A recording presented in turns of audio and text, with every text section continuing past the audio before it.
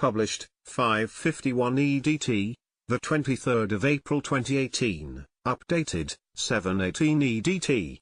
The 23rd of April 2018. Campaigning QC Michael Mansfield has shocked viewers by using the words N and C during an interview about the murder of Stephen Lawrence.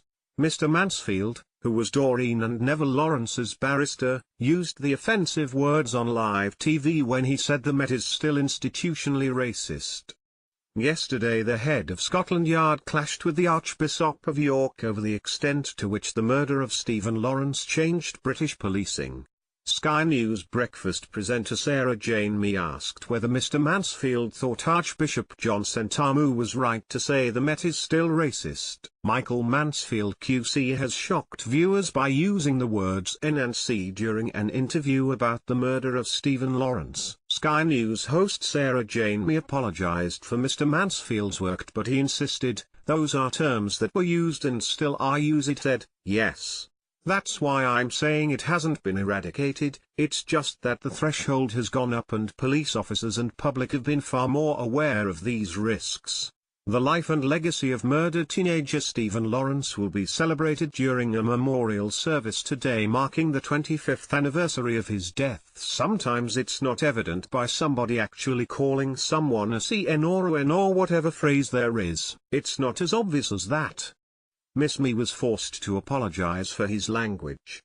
He stood firm and added, "Those are terms that were used and still are used. And what we hope is that there will be a public reaction to this and institutions will recognize that it isn't always phrased in that way." But viewers weren't impressed about the way he made his point. One tweeted, "Michael Mansfield just dropped the N-word and another racist word live on at Sky News." Another wrote, "Michael Mansfield on at Sky News #Sunrise talking about police and institutional racism uses two terms that are highly offensive." Commissioner Cressida Dick said on the 25th anniversary of the racist murder yesterday that the 18-year-old's death had personally shaped her approach to policing and had been a catalyst for change throughout UK forces. But just hours after making her comments, Archbishop John Sentamu, who was Bishop of Stepney at the time of the killing, said many of the recommendations for change following the killing which shocked a nation needed to be revisited. Archbishop John Sentamu, who was Bishop of Stepney, said many of the recommendations for change following the Stephen Lawrence killing needed to be revisited. He said the Macpherson report, which concluded the police made mistakes in the murder probe and were guilty of institutional racism, needed to be looked at again.